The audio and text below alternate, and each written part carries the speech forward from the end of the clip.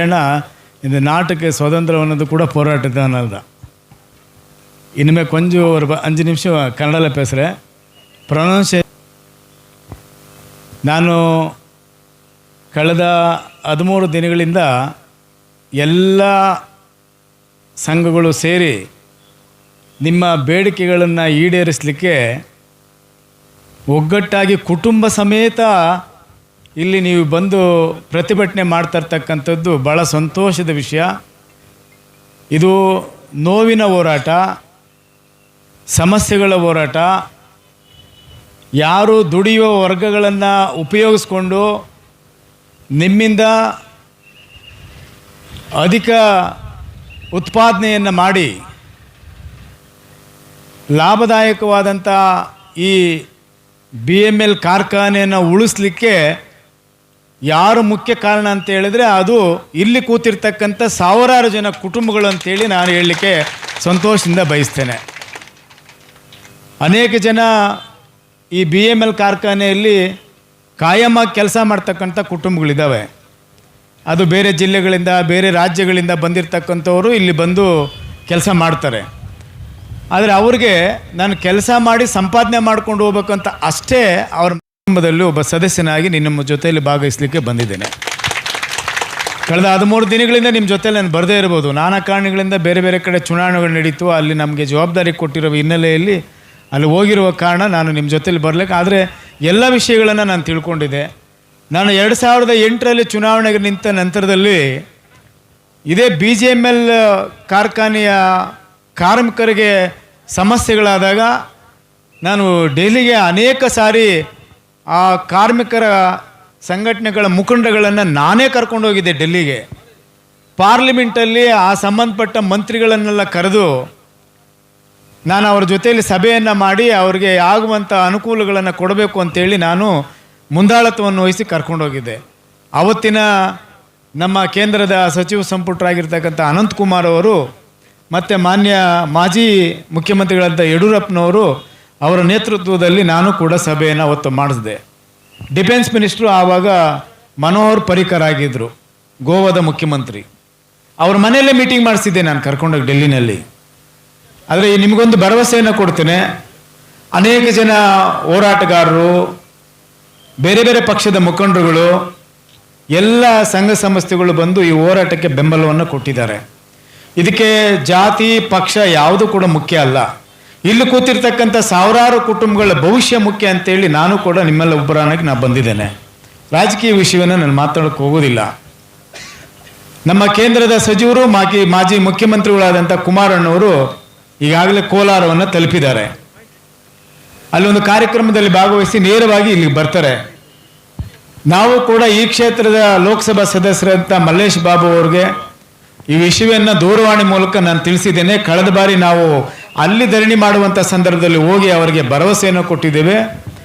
Corporate ಆಫೀಸಿನ ಮುಖ್ಯ ಅಧಿಕಾರಿಗಳು ಯಾರಿದ್ದಾರೋ ಅವರನ್ನು ಆಗಸ್ಟ್ 31 ಒಳಗಡೆ ಇವರನ್ನು ಯಾರು ಮುಖಂಡರಿದ್ದಾರೋ ಅವ್ರನ್ನ ಕರೆದು ಈ ಸಮಸ್ಯೆಗಳನ್ನು ಬಗೆಹರಿಸಬೇಕಂತೇಳಿ ಅವತ್ತು ಅವ್ರ ಎದುರಿಗೆ ನಾವು ಮಾತಾಡಿದ್ವಿ. ನಾನು ಅಲ್ಲೇ ಇದ್ದೆ. ಆದರೆ ಇಲ್ಲಿವರೆಗೂ ಆ ಮ್ಯಾನೇಜ್ಮೆಂಟಲ್ಲಿ ಒಬ್ಬೇ ಒಬ್ಬ ಬಂದು ನಿಮಗೆ ಸಮಸ್ಯೆಗೆ ಸ್ಪಂದಿಸಿಲ್ಲ ಅಂತ ಹೇಳಿದ್ರೆ ಅದು ದುರಾಂಕದ ಪರಮಾವಧಿ ಅನ್ನುವಂಥ ಮಾತನ್ನು ನಾನು ನಿಮ್ಮ ಮುಂದೆ ಹೇಳಲಿಕ್ಕೆ ಬಯಸ್ತೇನೆ. ನಿಮ್ಮೆಲ್ಲರ ರಕ್ತವನ್ನು ಹೀರಿ ಆ ಕಾರ್ಖಾನೆಯ ಲಾಭದಾಯಕವನ್ನು ಮಾಡುವಂಥ ಆ ಮ್ಯಾನೇಜ್ಮೆಂಟ್ ಇದೆಯಲ್ಲ, ಇದಕ್ಕೆ ನಾವೆಲ್ಲರೂ ಕೂಡ ಧಿಕ್ಕಾರವನ್ನು ಹೇಳ್ಬೇಕಾಗ್ತದೆ. ಅವರಿಗೆ ನಾವು ಜೈಕಾರ ಅಲ್ಲ, ಧಿಕ್ಕಾರವನ್ನು ಹೇಳ್ಬೇಕಾಗ್ತದೆ. AC ಚೇಂಬರಲ್ಲಿ ಕೂತ್ಕೊಂಡು ಅವ್ರಿಗೆ ಹೆಚ್ಚಾಗಿ ಸಂಬಳ ತಗೊಂಡು ಅವ್ರ ಕುಟುಂಬಕ್ಕೆ ಬೇಕಾದಂಥ ಎಲ್ಲ ಸೌಲಭ್ಯಗಳನ್ನು ಪಡ್ಕೊಳ್ತಾರೆ. ಈ ದುಡಿದಂಥ ಕೈಗಳಿಗೆ ಇವ್ರ ಹತ್ರ ನಿಮ್ಮ ಬದುಕು ಚೆನ್ನಾಗಿರ್ತದೆ. ಆದರೆ ಇಲ್ಲಿ ಕೂತಂಥವ್ರಿಗೆ ನೀವೇನಾದರೂ ಕೊಡ್ತಾ ಇದ್ದೀರಾ? ದುಡಿಸ್ಕೊಳ್ತಾ ಇದ್ದೀರಾ ಅಷ್ಟೇ ನೀವು. ನಾವೆಲ್ಲರೂ ಕೂಡ ಕಾರ್ಮಿಕರ ಪರವಾಗಿ ಹೋರಾಟ ಮಾಡಬೇಕು, ಎಲ್ಲರೂ ಸೇರಿ. ನಾನು ಕುಮಾರಣ್ಣವ್ರಿಗೂ ಕೂಡ ಮನವಿ ಮಾಡಿದ್ದೇವೆ. ಅವರು ಕೇಂದ್ರದ ಸಚಿವರಾಗಿದ್ದಾರೆ ಕ್ಯಾಬಿನೆಟ್ಟಲ್ಲಿ. ಆಮೇಲೆ ಮಾಜಿ ಲೋಕಸಭಾ ಸದಸ್ಯರಿಗೂ ನಾನು ಮಾತಾಡಿದ್ದೇನೆ. ಕುಮಾರಣ್ಣವರು ಬಂದು ಹೋಗ್ಲಿ, ಅವರಿಗೆ ವಿನಂತಿ ಮಾಡಿದ್ವಿ, ನಮ್ಮ ಕ್ಷೇತ್ರದಲ್ಲಿ ಇರ್ತಕ್ಕಂಥ ಈ ಕಾರ್ಮಿಕರ ಪರವಾಗಿ ನ್ಯಾಯವನ್ನು ಕೊಡಿಸಬೇಕು. ಕಾರ್ಮಿಕರಿಗೆ ಕೈ ತುಂಬ ಹಣ ಸಂಪಾದನೆ ಸಿಗತಕ್ಕಂಥ ಸಂಬಳವನ್ನು ಕೊಡಿಸಬೇಕು. ಅವರ ನಂಬಿರ್ತಕ್ಕಂಥ ಕುಟುಂಬಗಳು, ಹೆಣ್ಣು ಮಕ್ಕಳು, ಅವರ ಮಕ್ಕಳ ಭವಿಷ್ಯದ ಬಗ್ಗೆ ನಾವು ಯೋಚನೆ ಮಾಡಬೇಕು. ಇವರು ಪರವಾಗಿ ನಿಂತು ಕೆಲಸ ಮಾಡಬೇಕಾಗಿರ್ತಕ್ಕಂಥ ಸ್ವಾಭಿಮಾನದ ಬದುಕು ನಮ್ಮದಾಗಿದೆ. ರಾಜಕೀಯವನ್ನ ದೂರ ಇಡಬೇಕು. ನಾವು ಹೋರಾಟ ಅಂತ ಬಂದಾಗ ಕೆಜಿಎಫ್ ಕ್ಷೇತ್ರದ ಪರವಾಗಿರಬೇಕು, ಈ ಜನರ ಪರವಾಗಿರಬೇಕು ನಾವು ಅಂತೇಳಿ ನಾನು ವಿನಂತಿಯನ್ನು ಮಾಡಿದ್ದೇನೆ. ಬಂಧುಗಳೇ, ನೀವೆಲ್ಲರೂ ಕೂಡ ಇಷ್ಟು ಒಗ್ಗಟ್ಟಾಗಿ ಈ ಹೋರಾಟವನ್ನು ಯಶಸ್ವಿಯತ್ತ ತೆಗೆದುಕೊಂಡು ಹೋಗ್ತಾ ಇದ್ದೀರಲ್ಲ, ಇದು ಬಹಳ ನಮ್ಮ ಯಶಸ್ವಿಯೇ ನಮಗೆ ಗುರಿ ತಲುಪಲಿಕ್ಕೆ ಬಹಳ ಹತ್ತಿರವಾದ ದಿನಗಳು ಬರ್ತದೆ ಅನ್ನುವಂಥ ವಿಶ್ವಾಸ ನಮಗೆ ಈ ಜನರ ಸಮೂಹವನ್ನು ನೋಡಿದಾಗ ನಮಗೆ ಗೊತ್ತಾಗ್ತದೆ. ನಿಮ್ಮ ಹೋರಾಟ ಯಾರ ವಿರುದ್ಧವಾಗೂ ಅಲ್ಲ. ನನಗೂ ಅನಿಸ್ತದೆ ನಿಜ, ಇಲ್ಲಿ ಯಾರು ನೀವು ಇವತ್ತು ಬಂದು ಕೆಲಸ ಕೇಳ್ತಾ ಇಲ್ಲ. 16 ವರ್ಷಗಳ ಕಾಲ ನಿಮ್ಮ ದುಡಿಮೆ, ನಿಮ್ಮ ಶ್ರಮ ಆ ಕಾರ್ಖಾನೆಗಿದೆ, ಅನುಭವ ಇದೆ. ಯಾವುದೇ ಒಂದು ಆರ್ಡರ್ ಬಂದರೆ ಅದಕ್ಕೆ ಡಿಸೈನ್ ತಕ್ಕಂಗೆ ನೀವು ಅದಕ್ಕೆ ಎಲ್ಲರೂ ಅಂತಾರಾಷ್ಟ್ರೀಯ ಮಟ್ಟದಲ್ಲಿ ಅಂದ್ರೆ ಇಂಟರ್ನ್ಯಾಷನಲ್ ಲೆವೆಲಲ್ಲಿ ಅದನ್ನು ಅಕ್ಸೆಪ್ಟ್ ಮಾಡ್ಕೊಳ್ಳೋ ರೀತಿಯಲ್ಲಿ ನೀವು ಅದನ್ನು ತಯಾರು ಮಾಡ್ಕೊಳ್ತಕ್ಕಂಥ ಶಕ್ತಿ ಇಲ್ಲಿ ಕೂತಿರ್ತಕ್ಕಂಥ ಕಾರ್ಮಿಕರು ಇರೋದು, ಬೇರೆ ರಾಜ್ಯದಿಂದ ಬಂದಿರೋರಿಗೆಲ್ಲ. ಅವರು ಬುಕ್ಕಲ್ಲಿ ಓದಿ ಎಕ್ಸಾಮ್ ಪಾಸ್ ಆಗಿರ್ಬೋದು, ಪ್ರಾಕ್ಟಿಕಲ್ ಆಗಿ ಹೋಗಿ ಎಕ್ಸಾಮ್ ಪಾಸ್ ಮಾಡಿರೋರು ಇಲ್ಲಿ ಕೂತಿರ್ತಕ್ಕಂಥ ಎಲ್ಲ ನಮ್ಮ ಕಾರ್ಮಿಕ ಬಂಧುಗಳು. ಇವರಿಗೆ ಗೌರವವನ್ನು ಕೊಡಬೇಕು, ಇವರಿಗೆ ಸಂಬಳವನ್ನು ಹೆಚ್ಚು ಮಾಡಬೇಕು, ಇವರ ಬೇಡಿಕೆಗಳನ್ನು ಈಡೇರಿಸಬೇಕಾಗಿರ್ತಕ್ಕಂಥ ಜವಾಬ್ದಾರಿ ಈ ಮ್ಯಾನೇಜ್ಮೆಂಟ್ಗೆ ಇರಬೇಕು. ಮ್ಯಾನೇಜ್ಮೆಂಟಲ್ಲಿ ಇರೋನು ಇಲ್ಲಿ ಕೆಜಿಎಫ್ನವ್ರು ಆಗಿದ್ರೆ ಈ ಜನರ ಕಷ್ಟ ಗೊತ್ತಾಗ್ತಾ ಇದ್ದು. ಅವನು ಇಲ್ಲೋನಲ್ಲ, ಎಲ್ಲಿಂದನೋ ಬಂದಿರ್ತಾನೆ, ನಿಮ್ಮ ಬಗ್ಗೆ ಯಾಕೆ ಮಾತಾಡ್ತಾನೆ? ಅವನಿಗೇನಿದೆ? ಅವ್ನು ಕಾರ್ ಕೊಡ್ತಾರೆ, ಬಂಗ್ಲೆ ಕೊಡ್ತಾರೆ, ಅವ್ರ ಕುಟುಂಬಕ್ಕೆ ಏನೇನು ಸೌಲಭ್ಯ ಬೇಕು ಎಲ್ಲ ಕೊಡ್ತಾರೆ. ಅದು ನಿಮ್ಮಿಂದ ಏನು ಬೇಕಾಗಿಲ್ಲ, ಲಾಭ ಮಾತ್ರ ಬೇಕು, ಒಳ್ಳೆ ಕೆಲಸ ನಿಮ್ಮಿಂದ ಮಾಡ್ಕೊಳ್ಳೋಕೆ ಮಾತ್ರ ಅವ್ರಿಗೆ ಬೇಕು, ಅಷ್ಟೇ ತಾನೇ? ಕನಿಷ್ಠ ಆ ಕ್ಯಾಂಟೀನಲ್ಲಿ ಕೆಲಸ ಮಾಡೋರಿಗೆ, ಆ ಗುಡಿಸೋರಿಗೆ, ಮತ್ತು ಏನೇನು ಆ ಕಾರ್ಖಾನೆ ಸ್ವಚ್ಛವಾಗಿರ್ಬೇಕಾಗಿರ್ತಕ್ಕಂಥದ್ದಕ್ಕೆ ಒಳ್ಳೆ ವಾತಾವರಣ ನಿರ್ಮಾಣ ಮಾಡೋಕ್ಕೆ ಇಲ್ಲಿ ಕೂತಿರ್ತಕ್ಕಂಥ ನಮ್ಮ ತಾಯಿಯಂದ್ರು ಕ್ಲೀನ್ ಮಾಡ್ತಾರಲ್ಲ, ಅವ್ರು ಋಣ ತೀರ್ಸಕ್ಕಾಗತ್ತ ಮ್ಯಾನೇಜ್ಮೆಂಟ್ ಅವರು? ಆಗೋದಿಲ್ಲ. ಇವತ್ತು ನೀವು ಓದಿ ಎಕ್ಸಾಮಲ್ಲಿ ಪಾಸ್ ಆಗಿ ಕೆಲಸ ಸಿಕ್ಕಿ ನೀವು ದೊಡ್ಡ ದೊಡ್ಡ ಹುದ್ದೆಗಳಲ್ಲಿ ಇರ್ಬೋದು. ನಿಮಗೆ ಇಂಟರ್ನ್ಯಾಷನಲ್ ಲೆವೆಲಲ್ಲಿ ಡಿಫೆನ್ಸ್ ಮಿನಿಸ್ಟ್ರು ಕರೆದು ರಿವ್ಯೂ ಮೀಟಿಂಗ್ ಮಾಡುವಾಗ ಇಲ್ಲಿರ್ತಕ್ಕಂಥ ಆಫೀಸರ್ಗಳು ನಮ್ಮ ಕಾರ್ಖಾನೆ, ನಮ್ಮ ಯೂನಿಟಲ್ಲಿ ಕೆಜಿಎಫ್ ಯೂನಿಟ್ನಲ್ಲಿ ಒಳ್ಳೆ ಲಾಭದಾಯಕವಾಗಿ ಗಳಿಸಬೇಕಂತ ಹೇಳಿದ್ರೆ ಇಲ್ಲಿ ಕೊಟ್ಟಿರ್ತಕ್ಕಂಥ ಆರ್ಡರ್ಗಳನ್ನು ಇನ್ ಟೈಮಲ್ಲಿ ಅವರು ಡೆವಲಪ್ಮೆಂಟ್ ಕಳಿಸಿದಾಗ ಮಾತ್ರ ಅಲ್ಲಿ ಅವರಿಗೆ ಗೌರವ ಸಿಗುತ್ತೆ. ಅದು ಯಾರಿಂದ? ಇಲ್ಲಿ ಕೂತಿರ್ತಕ್ಕಂಥ ಕಾರ್ಮಿಕರು ನೀವು ಕೆಲಸ ಮಾಡಿದಾಗ ಮಾತ್ರ. ಅಫಿಷಿಯಲ್ ಯಾರು ಮಾಡೋಕ್ಕಾಗಲ್ಲ, ಅಧಿಕಾರಿ ಯಾರು ಮಾಡೋಕ್ಕಾಗಲ್ಲ. ನೀವು ಮಾಡೋದ ಕೆಲಸ, ನೀವು ಮಾಡುವಂಥ ಕೆಲಸವನ್ನು ಹೆಸರು ಹೇಳಿ ಅವರು ಇನ್ಕ್ರಿಮೆಂಟ್ ಮಾಡ್ಕೊತಾರೆ, ಪ್ರಮೋಷನ್ ಮಾಡ್ಕೊತಾರೆ, ಬೇರೆ ಬೇರೆ ಕಡೆ ಅವರು ಉದ್ಯೋಗಕ್ಕೆ ಹೋಗ್ತಾರೆ. ನಿಮ್ಮನ್ನು ಇಲ್ಲೇ ಕುಂಡ್ರಿಸಿದ್ದಾರೆ. ಇದು ಶೋಷಣೆ. ನಮಗೆ ಸಮಾನತೆ ಸಿಕ್ಕಿಲ್ಲ. ಇಲ್ಲಿ ಕೂತಿರ್ತಕ್ಕಂಥವ್ರು ಬಹುತೇಕ ಜನ ಎಲ್ಲ SC ST ಜನ ಕೂತಿರೋದಿಲ್ಲಿ. ಅವ್ರ ಕುಟುಂಬದವ್ರು ಬೀದಿ ಪಾಲಾಗ್ತಾ ಇದ್ದಾರೆ. ಇವತ್ತು ಯಾವ್ದಾನ ಒಂದು ಸ್ಕೂಲ್ಗೆ ಮಕ್ಕಳನ್ನ ಸೇರಿಸ್ಬೇಕಾದ ಹೇಳಿದ್ರೆ 50,000 1 ಲಕ್ಷ ರೂಪಾಯಿ ಡೊನೇಷನ್ ಕೇಳ್ತಾರೆ. ಅವ್ರಿಗೆ ಬುಕ್ಸು, ಬ್ಯಾಗು ಅದೆಲ್ಲ ತೆಗೆದುಕೊಂಡು ಕೊಡ್ಬೇಕಾದ್ರೆ ಎಷ್ಟಾಗುತ್ತೆ? ನೀನು ಕೊಡ್ತಕ್ಕಂಥ ಸಂಬಳ ಏನು? ನನಗೆ ಗೊತ್ತಿರೋ ಪ್ರಕಾರ 800-850 ರೂಪಾಯಿ ಕೊಡ್ಬೋದು ಅಷ್ಟೇ. ಏನು ಸಿಗುತ್ತೆ ತಿಂಗಳಿಗೆ ಅವ್ರಿಗೆ? ಯಾವ ರೀತಿ ಜೀವನ ಮಾಡೋದು? ಬಾಡಿಗೆ ಮನೇಲಿದ್ರೆ ಬಾಡಿಗೆ ಕಟ್ಟೋದ, ಮಕ್ಕಳನ್ನ ಓದಿಸೋದ, ಅವ್ರು ಊಟಕ್ಕೆ ಖರ್ಚು ಮಾಡೋದ, ಇಲ್ಲ ಅವ್ರು ಓಡಾಡೋಕ್ಕೆ ಪೆಟ್ರೋಲ್ಗೆ ಮತ್ತು ಇನ್ನೇನ ಕಾಯಿಲೆ ಬಂದರೆ ಆಸ್ಪತ್ರೆಗೆ ಖರ್ಚು ಮಾಡೋಕ್ಕೆ ದುಡ್ಡೆಲ್ಲಿ ಬರ್ತದೆ? ಅವನು ಯಾವನೋ ಕಾಂಟ್ರಾಕ್ಟರ್ ಬರ್ತಾನೆ, 6 ತಿಂಗಳು ನಿಮ್ಮನ್ನ ಇಟ್ಕೊತಾನೆ, 1 ತಿಂಗಳು ರಜಾ ಕೊಟ್ಬಿಟ್ಟು ಮತ್ತೆ ತಿರುಗಿ ಪುನಃ ಹೊಸದಾಗಿ ನಿಮ್ಮನ್ನ ಅಪಾಯಿಂಟ್ಮೆಂಟ್ ಮಾಡ್ಕೊಳ್ಳೋ ಥರ ಅವ್ನು ಮಾಡ್ಕೊಳ್ತಾನೆ. ನಿಮಗೆ ಈ ಕಾರ್ಮಿಕರ ಶ್ರಮದಿಂದ ನೀವು ಕಾರ್ಖಾನೆಯ ಹೆಸರನ್ನು ಗಳಿಸಿ ಒಳ್ಳೆ ಲಾಭದಾಯಕ ಮಾಡ್ತಕ್ಕಂಥ ಕಾರ್ಖಾನೆಯ ಆ ಆಡಳಿತ ಮಂಡಳಿಗೆ ನಿಮಗೆ ಮಾನ ಮರ್ಯಾದೆ, ಏನಾನ ಗೌರವ, ಮನುಷ್ಯತ್ವ ಏನಾನ ಇದ್ರೆ ಮೊದಲು ಇಲ್ಲಿ ಕೂತಿರ್ತಂಥವ್ರಿಗೆ ಒಳ್ಳೆ ಕೆಲಸವನ್ನು ಕೊಟ್ಟು ಸಂಬಳವನ್ನು ಕೊಡಿ. ನಿಮ್ಮ ಹೆಂಡತಿ ಮಕ್ಕಳಿಗೆ ಒಳ್ಳೇದಾಗತ್ತೆ, ದೇವರು ಒಳ್ಳೇದು ಮಾಡ್ತಾನೆ. ಇಲ್ಲಂತ ಹೇಳಿದ್ರೆ ನಿಮ್ಮ ಹೆಂಡತಿಗಳಿಗೂ ಎಲ್ಲ ಕಾಯಿಲೆಗಳು ಬಂದ್ಬಿಡ್ತವೆ. ಇಲ್ಲಿ ಕೂತಿರ್ತಕ್ಕಂಥ ನೊಂದಿರೋ ಜನ ಮನಸ್ಸು ನೊಂದ್ಕೊಂಡು ಮಾತಾಡ್ಬಿಟ್ರೆ ನಿಮ್ಗೆ ಆ ಶಾಪ ತಟ್ಟುತ್ತದೆ. ಅದಕ್ಕೆ ನೀವು ಗುರಿ ಆಗಬೇಡಿ. ನಿಮ್ಮ ಮನೆಯಿಂದ ನಿಮ್ಮ ಅಪ್ಪನ ಮನೆಯಿಂದ ಕೊಡ್ತೀರೇನೋ? ಕೊಡ್ತಾರ? ಅಧಿಕಾರಿಗಳ ಮನೆಯಿಂದ ಕೊಡೋದಿಲ್ಲ ಸಂಬಳ. ಲೇಬರ್ ಆಕ್ಟ್ ಪ್ರಕಾರ ಇವತ್ತು ಪ್ರತಿಯೊಬ್ಬ ಕಾರ್ಮಿಕನಿಗೆ ಕೈ ತುಂಬ ಸಂಬಳ ಕೊಡಬೇಕು. 8 ಗಂಟೆ ಮೇಲೆ ದುಡಿಸ್ಕೊಳ್ಬಾರ್ದು. ಅವ್ರಿಗೆ ಟೆನ್ಷನ್ ಕೊಟ್ಟು ಅವ್ರಿಗೆ ವಿನಾಕಾರಣ ಮನಸ್ಸು ನೋಯಿಸಬಾರ್ದು. ಇದು ಲೇಬರ್ ಆಕ್ಟ್ ಹೇಳ್ತದೆ. ಆ ಆಕ್ಟ್ ಪ್ರಕಾರನೂ ಸಂಬಳ ಕೊಡ್ತಾ ಇಲ್ಲ ನೀವು. ಮತ್ತೆ ಕೆಲಸ ಮಾತ್ರ ಮಾಡಬೇಕು. ನಿಮಗೆ ಅಪಾಯಿಂಟ್ಮೆಂಟ್ ಆಗಿರೋರು ಇಲ್ಲಿ ಕೂತಿರ್ತಕ್ಕಂಥ ಎಲ್ಲ ಕಾರ್ಮಿಕರಿದಾರಲ್ಲ, ನೀವು ಮಾಡೋ ಥರ ಕೆಲಸ ಮಾಡೋದೇ ಇಲ್ಲ ಅವರು. ಅವ್ರು ಬೆಳಿಗ್ಗೆ ಹಾಕೊಂಬಂದು ಬಟ್ಟೆ ಸಾಯಂಕಾಲ ನೀವು ನೋಡಿ ಅದೇ ಐರನ್ ಥರ ಇರ್ತದೆ, ಸ್ವಲ್ಪನೂ ಗಲೀಜಾಗಿರಲ್ಲ. ಆದರೆ ನಿಮ್ಮ ಬಟ್ಟೆಗಳು ನೋಡ್ರಿ, ಆಯಿಲ್ ಆಗಿರ್ತದೆ, ಗ್ರೀಸ್ ಆಗಿರ್ತದೆ, ಎಲ್ಲ ಗಲೀಜಾಗಿರ್ತದೆ ಮನೆಗೆ ಬರೋಷ್ಟೊಳಗಡೆ. ಕರೆಕ್ಟ್ ತಾನೆ? ಇದು ಕಣ್ಣಲ್ಲಿ ನೋಡಿ ಇಲ್ಲಿ ಕೂತಿರ್ತಕ್ಕಂಥ ಕಾರ್ಮಿಕರು ಕಷ್ಟಪಡ್ತಾ ಇದ್ದಾರೆ. ಅವ್ರಿಗೊಂದು 200, 300, 500 ದಿನಕ್ಕೆ ಎಕ್ಸ್ಟ್ರಾ ಮಾಡಿಕೊಟ್ರೆ ನಿಮ್ಮ ತಾತನ ಗಂಟೆಯನ್ನು ಓಡಾಗುತ್ತದೇನಪ್ಪ? ಕೊಡ್ಬೇಕಲ್ಲ, ಕೊಡ್ಬೇಕು ತಾನೆ? ನೀನು ಹೇಳ್ದಂಗೆ ದುಡಿತಾರೆ, ನೀನು ಹೇಳ್ದಂಗೆ ಕಷ್ಟಪಡ್ತಾರೆ. ಬೆಳಗ್ಗೆ 6 ಗಂಟೆಗೆ ಬಂದ್ರೆ ಎದ್ದು ಬಿದ್ದು ಓಡುತ್ತಾರೆ. ಪಂಚ್ ಹೊಡೆದ್ಬಿಟ್ರೆ ಎಲ್ಲ 10 ನಿಮಿಷ ಲೇಟ್ ಆಗ್ಬಿಟ್ರೆ ನನಗೆ ಕೆಲಸ ಮಾಡಿ ಇನ್ ಟೈಮಲ್ಲಿ ಆ ಟಾರ್ಗೆಟ್ ರೀಚ್ ಮಾಡಬೇಕಲ್ಲ. ಆಡಳಿತ ಮಂಡಳಿ ಟಾರ್ಗೆಟ್ ಕೊಟ್ಟಿರ್ತಾರೆ, ಅವ್ರೊಂದು ಟೀಮ್ ಇರ್ತದೆ. ನನಗೆ ಗೊತ್ತಿಲ್ಲ, ನಿಮ್ಮ ಒಳಗಡೆ ಸೆಟಪ್ ನಾನು ನೋಡಲಿಲ್ಲ ಯಾವತ್ತು. ನಿಮ್ಗೊಂದು ಟೀಮ್ ವರ್ಕ್ ಇದ್ದೇ ಇರ್ತದೆ. ಅವ್ರ ಟೀಮೆಲ್ಲ ಸೇರಿ ಆ ಕಾಂಪೊನೆಂಟ್ನ ಇನ್ ಟೈಮಲ್ಲಿ ನೀವು ಮಾಡಿ ಅದನ್ನು ಟ್ರಯಲ್ ಮಾಡಿ ಸಕ್ಸಸ್ ಆದರೆ ಅದರ ಕ್ರೆಡಿಟ್ ನಿಮಗೆ ಬರಲ್ಲ. ಅಲ್ಲಿ ಕೂತಿರ್ತಕ್ಕಂಥ ಎ.ಸಿ. ಮೇಲೆ ಕೂತಿದ್ದಾನಲ್ಲ ಅವನು ಆಫೀಸರು, ಅವನಿಗೆ ಬರೋದು. ಡಿಫೆನ್ಸ್ ಮಿನಿಸ್ಟರ್ ನಿಮ್ಮನ್ನು ಕರೀತಾರ, ಡೆಲ್ಲಿ ಆಫೀಸರ್ಗಳು ನಿಮ್ಮನ್ನು ಕರೀತಾರ. ಕರೆಯೋದು ಯಾರನ್ನ? ಅವ್ರನ್ನ. ಹೆಸರು ಬರೋದು ಅವ್ರಿಗೆ, ಇನ್ಕ್ರಿಮೆಂಟ್ ಅದು ಆಗೋದು ಅವ್ರಿಗೆ, ಪ್ರಮೋಷನ್ ಆಗೋದು ಅವ್ರಿಗೆ. ಬೀದಿಯಲ್ಲಿ ಕೂತ್ಕೊಂಡು ಓಡಾಟ ಮಾಡೋದು ನೀವು.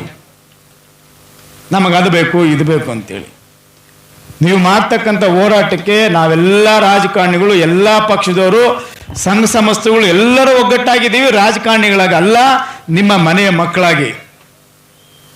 ಭಾಳ ಚೆನ್ನಾಗಿ ನಮ್ಮ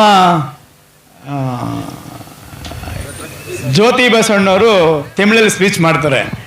ನನಗೆ ಅಷ್ಟು ಫ್ಲೂಯೆನ್ಸ್ ಆಗಿ ತಮಿಳಲ್ಲಿ ಮಾತಾಡೋಕ್ಕಾಗಲ್ಲ, ಅದಕ್ಕೋಸ್ಕರ ಕನ್ನಡದಲ್ಲೇ ನಾನು ಮೂಮೆಂಟಿಂದ ಬಂದಂತನು.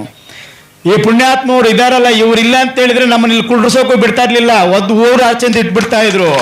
ಬಾಬಾ ಸಾಹೇಬರು ಏನಾದರೂ ಈ ದೇಶಕ್ಕೆ ಸಂವಿಧಾನ ಕೊಟ್ಟಿಲ್ಲ ಅಂತ ಹೇಳಿದ್ರೆ ನಾವ್ಯಾರನ್ನ ಕುತ್ಕೊಳ್ಳೋಕೆ ಆಗ್ತಾ ಇತ್ತಾ? ಬಹುಶಃ ಇಲ್ಲಿ ನಿಮಗೆ ಹೋರಾಟ ಮಾಡ್ಲಿಕ್ಕೂ ಕೂಡ ಪರ್ಮಿಷನ್ ಕೊಡ್ಲಿಕ್ಕೆ ನಿಮ್ಗೆ ಅಲದಾಡಿಸ್ಬಿಟ್ಟಿರ್ತಾರೆ. ಇದು ನಮ್ಮ ಕಾಂಪ್ಲೆಕ್ಸು, ಇದು ನಮ್ಮ ಜಾಗ, ನಾವು ಕೊಡೋದಿಲ್ಲ, ನಿಮ್ಮ ಪರ್ಮಿಷನ್ ಕೊಡಲ್ಲ ಅಂತೇಳಿ ತುಂಬ ಅಲದಾಡಿಸಿರ್ತಾರೆ. ಈ ದೇಶಕ್ಕೆ ಸ್ವಾತಂತ್ರ್ಯ ಬಂದಿದ್ದು ಹೋರಾಟದಿಂದಲೇ.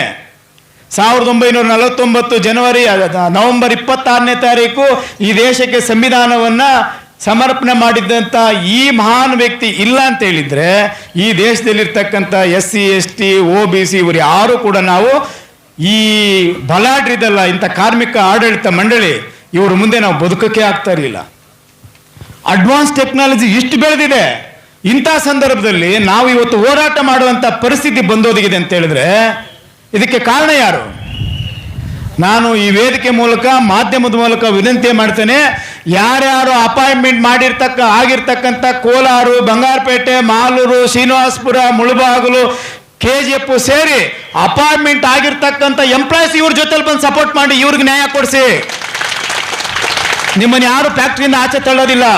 ಅಪಾಯಿಂಟ್ ಆಗಿದೆ, ರಜಾ ಹಾಕಿ, ರಜೆಗಳಿದೆ ನಿಮಗೆಲ್ಲ, ಬನ್ನಿ ನಿಮ್ಮ ಕುಟುಂಬದವರೆಲ್ಲ ಕರ್ಕೊಂಬಂದು ಕುಂಡ್ರಿಸಿರ್ಲಿ. ಆವಾಗ ನೋಡಿ ಅವನು ಓಡ್ ಬರ್ತಾನೆ ಮ್ಯಾನೇಜ್ಮೆಂಟಲ್ಲಿ ಇರ್ತಕ್ಕಂಥವನು. ಫ್ಯಾಕ್ಟ್ರಿ ನಿಂತೋಗಿದೆ, ಕೆಲಸ ಆಗ್ತಾ ಇದೆಲ್ಲ, ಆರ್ಡರ್ ಕೊಟ್ಟಿರೋನು ಬೈತಾ ಇದ್ದಾನೆ, ಇನ್ ಟೈಮಲ್ಲಿ ಕೊಡೋಕ್ಕಾಗಿಲ್ಲ, ನೆಕ್ಸ್ಟ್ ಈ ಯೂನಿಟ್ಗೆ ಆರ್ಡರೇ ಕೊಡೋದಿಲ್ಲ ಅಂತ ಭಯ ಹುಟ್ಟದಲ್ಲ, ಆವಾಗ ಅವನು ಇಲ್ಲಿ ಬಂದು ತೀರ್ಮಾನ ಮಾಡ್ತಾನೆ, ನಿಮ್ಗೆ ಇಷ್ಟು ಸಂಬಳ ಜಾಸ್ತಿ ಮಾಡ್ತೀವಿ, ಇನ್ಕ್ರಿಮೆಂಟ್ ಮಾಡ್ತೀವಿ, ಬೆನಿಫಿಟ್ಸ್ ಎಲ್ಲ ಕೊಡ್ತೀವಿ ಅಂತೇಳಿ ಅವನು ಓಡ್ ಬಂದು ಇಲ್ಲಿ ತೀರ್ಮಾನ ಮಾಡ್ತಾನೆ. ಅಲ್ಲಲ್ಲ, ಅದನ್ನು ನಾನು ವಿನಂತಿ ಮಾಡ್ತೇನೆ ಯಾರ್ಯಾರಿಗೆ, ನೀವು ಅಲ್ಲಿ ಅಪಾಯಿಂಟ್ಮೆಂಟ್ ಆಗಿ ರೆಗ್ಯುಲರ್ ಆಗಿ ಯಾರ್ಯಾರು ಇದ್ದಾರೋ ನೀವೆಲ್ಲರೂ ಕೂಡ ಇವರ ಬದುಕಿನ ಬಗ್ಗೆ ಯೋಚನೆ ಮಾಡಿ, ಇವರ ಕುಟುಂಬದ ಬಗ್ಗೆ ಯೋಚನೆ ಮಾಡಿ. ಹೆಣ್ಣು ಮಕ್ಕಳು ಓದೋರಿದ್ದಾರೆ, ಗಂಡು ಮಕ್ಕಳು ಅವರ ಮನೆಯಲ್ಲಿ ವಿದ್ಯಾಭ್ಯಾಸ ಮಾಡಿ ಕೆಲಸ ಸಿಗದೆ ಇರತಕ್ಕಂಥ ಪರಿಸ್ಥಿತಿಯಲ್ಲಿ ಇಲ್ಲಿ ಕೂತಂತ ಒಬ್ಬ ಕಾರ್ಮಿಕ 20,000, 18,000, 15,000 ಸಂಬಳ ತಕ್ಕೊಂಡು ಹೆಂಗೆ ಓದಿಸೋಕ್ಕಾಗತ್ತೆ ಅವ್ರ ಮಕ್ಕಳನ್ನ? ಹೆಂಗೆ ಅವ್ರ ಬದುಕನ್ನು ರೂಪಿಸೋಕೆ ಹೆಂಗೆ ಸಾಧ್ಯ ಆಗುತ್ತೆ ಹೇಳಿ? ಅದಕ್ಕಾಗಿ ನೀವೆಲ್ಲರೂ ಒಗ್ಗಟ್ಟಾಗಿ ಬನ್ನಿ ಎನ್ನುವಂಥ ಕರೆಯನ್ನು ನಾನು ಕೊಡ್ತೀನಿ. ನಾನು ದಿನನಿತ್ಯ ಈ ಹೋರಾಟದ ಜೊತೆಗೆ ನಾನಿರ್ತೇನೆ. ಇವತ್ತು ನಮ್ಮ ಜೊತೆಯಲ್ಲಿ ಬಂದು ನಮ್ಮ ಸಮಸ್ಯೆಗಳನ್ನು ಆಲಿಸಿ ಇದಕ್ಕೆ ಪೂರಕವಾಗಿ ಕೇಂದ್ರದ ಸಚಿವ ಸಂಪುಟದ ಸಚಿವರಾದಂಥ ಕುಮಾರಣ್ಣವರು ಅವರು ಬಡವರ ಪರವಾಗಿ ಎಲ್ಲ ಕೆಲಸಗಳನ್ನು ಮುಖ್ಯಮಂತ್ರಿಯಾಗಿ ಇದ್ದಂಥ ಸಂದರ್ಭದಲ್ಲಿ ಮಾಡಿರ್ತಕ್ಕಂಥ ಎಲ್ಲ ಕೆಲಸಗಳು ಕೂಡ ಇವತ್ತು ಕೂಡ ಜನ ಮಾತಾಡುವಂಥದ್ದು ನಾವೆಲ್ಲರೂ ಕಣ್ಣಾಗಿ ನೋಡಿದ್ದೀವಿ. ಅವ್ರಿಗೆ ಅನಿಸುತ್ತೆ ನಿಮ್ಮನ್ನು ನೋಡಿದ ತಕ್ಷಣ ಕೇಂದ್ರದಲ್ಲಿ ಸಂಬಂಧಪಟ್ಟ ಸಚಿವರನ್ನ, ಅಧಿಕಾರಿಗಳನ್ನು ಕರೆದು ನಿಮ್ಮ ಸಮಸ್ಯೆಗೆ ಸ್ಪಂದಿಸಿ ಕೆಲಸ ಮಾಡಿ ಒಳ್ಳೇದು ಮಾಡ್ತಾರೆ ಅನ್ನುವಂಥ ನಂಬಿಕೆ ವಿಶ್ವಾಸ ನನಗೂ ಇದೆ. ಅವರು ಬಂದು ಹೋದ್ಮೇಲೆ ನಾನು ಕೂಡ ಈ ಕ್ಷೇತ್ರದ ಲೋಕಸಭಾ ಸದಸ್ಯರು ಮತ್ತು ನಮ್ಮ ಪಕ್ಷದ ಎಲ್ಲ ಮುಖಂಡರುಗಳು, ಮಾಜಿ ಸಂಸದರು ಎಲ್ಲರೂ ಸೇರಿ ಮತ್ತೆ ಕುಮಾರಣ್ಣನ ಭೇಟಿ ಮಾಡಿ, ನೀವು ಯಾರ್ಯಾರು ಪ್ರಮುಖರಿದ್ದೀರಿ ಆ ಮುಖಂಡಗಳನ್ನು ಕರ್ಕೊಂಡೋಗಿ ಅವ್ರ ಜೊತೆಲಿ ಮಾತಾಡೋಕೆ ಕೂಡ ನಾನು ಪ್ರಾಮಾಣಿಕ ಪ್ರಯತ್ನವನ್ನು ಮಾಡ್ತೇನೆ. ನಿಮ್ಮ ಜೊತೆಲಿ ನಾವಿರ್ತೇವೆ. ನಿಮ್ಮ ಹೋರಾಟ ಯಾವಾಗಲೂ ಕೂಡ ಹೋರಾಟದ ಕಡೆ ಇರಲಿ. ಇಷ್ಟು ಒಗ್ಗಟ್ಟಾಗಿ ಮಾಡ್ತಾ ಇರ್ತಕ್ಕಂಥ ಹೋರಾಟಕ್ಕೆ ಜಯ ಸಿಕ್ಕೇ ಸಿಗ್ತದೆ. ನೀವು ಮಾಡ್ತಕ್ಕಂಥದ್ದು ಕಾರ್ಮಿಕರ ಪರವಾಗಿ, ಕಾರ್ಮಿಕರ ಕುಟುಂಬದ ಪರವಾಗಿ. ನೀವ್ಯಾರು ಕಾರ್ಖಾನೆ ಮುಚ್ಚೋಗ್ಲಿ ಅದರ ವಿರುದ್ಧ ನಾವು ಮಾಡ್ತಾ ಇದ್ದೀವಿ ಅಂತಂದು ಉದ್ದೇಶ ನಿಮ್ಗೆ ಯಾರಿಗೂ ಇಲ್ಲ. ಕಾರ್ಖಾನೆ ಉಳಿಲಿ, ಕಾರ್ಖಾನೆ ಉದ್ಧಾರ ಆಗೋದಕ್ಕೆ ಲಾಭದಾಯಕವಾಗಿ ಕೆಲಸ ಮಾಡಲಿಕ್ಕೆ ಕಾರಣರು ನಾವು. ನಮಗೆ ಕೈ ತುಂಬ ಸಂಬಳ ಕೊಡಿ ಅಂತ ಅಷ್ಟೇ ನಿಮ್ಮ ಬೇಡಿಕೆ ಅಲ್ವಾ? ಇದನ್ನು ಈಡೇರಿಸಿ ಅನ್ನುವಂಥದ್ದು ನಮ್ಮೆಲ್ಲರ ಕೂಗಿರಬೇಕು. ಅದರ ಪರವಾಗಿ ನಾವೆಲ್ಲರೂ ಕೂಡ ನಿಮ್ಮ ಜೊತೆ ನಿಲ್ತೇವೆ. ನಿಮ್ಮ ಹೋರಾಟಕ್ಕೆ ಬೆಂಬಲವಾಗಿ ನಾವು ಯಾವಾಗಲೂ ಇರ್ತೇವೆ. ಇಷ್ಟೇ ಅಲ್ಲ, ದೆಹಲಿಗೂ ಕೂಡ ಕುಮಾರಣ್ಣವರು ಬಂದು ಹೋದ ಮೇಲೆ ಸಂಬಂಧಪಟ್ಟ ಸಚಿವರತ್ತ ನಮ್ಮ ಕ್ಷೇತ್ರದ ಲೋಕಸಭಾ ಸದಸ್ಯರು, ಮಾಜಿ ಸಂಸದರು, ನಮ್ಮ ಮುಖಂಡಗಳೆಲ್ಲ ಸೇರಿ ನಿಮ್ಮ 4 ಯೂನಿಯನ್ಗಳನ್ನು ಪ್ರಮುಖರನ್ನು ಕರ್ಕೊಂಡೋಗಿ ಅಲ್ಲಿ ಕೂಡ ಮಾತಾಡಿಸ್ಲಿಕ್ಕೆ ನಾವು ಪ್ರಾಮಾಣಿಕ ಪ್ರಯತ್ನವನ್ನು ಮಾಡ್ತೀವಿ. ನಿಮ್ಮ ಹೋರಾಟ ಜಯವಾಗಲಿ, ನಿಮ್ಮ ಕುಟುಂಬಕ್ಕೆ ಒಳ್ಳೆಯದಾಗಲಿ, ನಿಮ್ಮೆಲ್ಲ ಕಾರ್ಮಿಕರ ಬದುಕು ಹಸನಾಗಲಿ, ನೀವು ನೊಂದಂಥ ಮನಸ್ಸುಗಳಿಗೆ ನ್ಯಾಯ ಸಿಕ್ಕಲಿ, ದುಡಿಯುವಂಥ ಕೈಗೆ ಕೈ ತುಂಬ ಸಂಬಳ ಸಿಕ್ಕಲಿ ಅಂತೇಳಿ ನಾನು ನಿಮ್ಮ ಜೊತೆಯಲ್ಲಿ ಹೋರಾಟಕ್ಕೆ ಜಯಕಾರವನ್ನು ಹೇಳ್ತಾ, ಮ್ಯಾನೇಜ್ಮೆಂಟ್ಗೆ ಧಿಕ್ಕಾರವನ್ನು ಹೇಳ್ತಾ, ನನಗೆ ಮಾತನಾಡಲಿಕ್ಕೆ ನೀವೆಲ್ಲರೂ ಕೂಡ ಇಲ್ಲಿ ಒಬ್ಬ ಮಗನಾಗಿ, ತಮ್ಮನಾಗಿ, ಅಣ್ಣನಾಗಿ ಇಲ್ಲೊಂದು ಅವಕಾಶ ಕೊಟ್ಟು ನಿಮ್ಮೆಲ್ಲರ ಪ್ರೀತಿಯನ್ನು, ಹೋರಾಟದ ವಿಷಯಗಳನ್ನು ಹಂಚಿಕೊಳ್ಳಲಿಕ್ಕೆ, ನಿಮ್ಮ ಸಮಸ್ಯೆಗೆ ಧ್ವನಿಯಾಗಿ ನಾವು ನಿಲ್ಲಕ್ಕೆ ನೀವೆಲ್ಲರೂ ಅವಕಾಶ ಮಾಡಿಕೊಟ್ಟಿದ್ದಕ್ಕೆ ನಾನು ಅಪಾರ ಋಣಿಯಾಗಿರ್ತೇನೆ. ಕುಮಾರಣ್ಣವ್ರು ಬರೋದಕ್ಕಿಂತ ಬಹುಶಃ ಇನ್ನೂ 1 ಗಂಟೆ 1.5 ಗಂಟೆ ಆಗುತ್ತೆ. ಕೋಲಾರಕ್ಕೆ ಬಂದಿದ್ದಾರೆ, ಬರೋದು ಬಿಟ್ಟಿದ್ದಾನೆ ಅಂತ ಇವ್ರು ಹೇಳ್ತಾ ಇದ್ದಾರೆ. ಹಾಗೇನ ಇದ್ರೆ ನಾನು ಇಲ್ಲೇ ಕೂತಿರ್ತೀನಿ. ತಡವಾದರೆ ಪಕ್ಕದಲ್ಲಿ ಒಬ್ಬರು ನಮ್ಮ ಕಾರ್ಯಕರ್ತರು ತೀರೋಗಿದ್ದಾರೆ. ತಡವಾಗಿದ್ರೆ ಕುಮಾರಣ್ಣವ್ರು ಬರೋದು, ಕಾರ್ಯಕರ್ತರು ತೀರೋಗಿದ್ದಾರೆ, ಅಲ್ಲಿ ಹೋಗಿ ಅವ್ರಿಗೆ ಶ್ರದ್ಧಾಂಜಲಿ ಅರ್ಪಿಸಿ ಬರ್ತೀನಿ. ಇಲ್ಲ ಕುಮಾರಣ್ಣವ್ರು ಬೇಗ ಬಂದ್ಬಿಟ್ರೆ ನಿಮ್ಮ ಜೊತೆಲಿ ಇರ್ತೀನಿ ಅಂತ ಹೇಳ್ತಾ ನನಗೆ ಮಾತನಾಡ್ಲಿಕ್ಕೆ ಅವಕಾಶ